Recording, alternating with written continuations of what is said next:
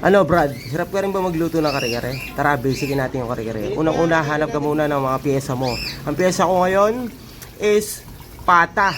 Pwedeng tuwalya, pwedeng bagnet. Pero ako pata ang prepared ko. So, pressure cooker ko lang, nilagyan ko ng paminta at cubes. Tapos, habang nakasalang yun, gayatin na natin itong mga gulay. Meron lang tayong sitaw, talong at pechay. So, yun lang. Ang panggisa natin dito, bawang at sibuyas lang. Okay na yan, Brad.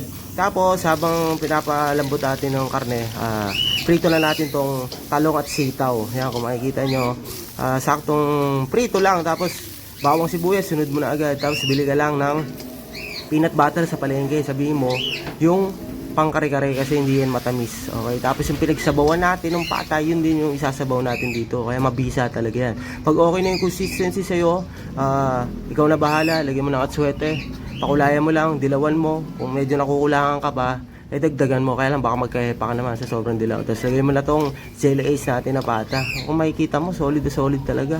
Diba? Ganun lang kasimple magluto ng kare-kare. Pechay, yan, in-steam lang natin ng konti para maluto. Tapos plating na agad tayo. Hindi natin kailangan dito ng giniling na mani. Kahit anong peanut butter, okay lang. Kasi wala naman lasa talaga yan. Bagoong lang nagpapalasa dyan. So, huwag natin gawing komplikado ang pagluluto ng kare-kare. Siyempre, babagayan ko yan ng bagoong rice. So, tignan mo naman, Brad, kung di mabisa yan. Wala yung giniling na mani. Mani lang sa palengke. Basta mani, masarap talaga yan. Tignan mo, timusan natin. Tignan natin kung good. Siya, meron din chili oil. Saka, bagoong. Ayan na, babanat na naman tayo. Kung mapapansin nyo, tuwing tanghali, solid lagi ang foods natin. Kasi tanghali lang ako kumakain, sa gabi, hindi na. Pag medyo tumatanda tayo, nag-OMAD na tayo, 1 meal a day, pero hindi tayo low carbs na.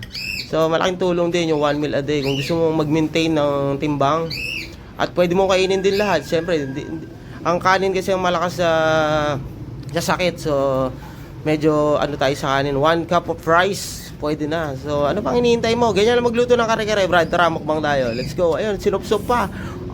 Very good.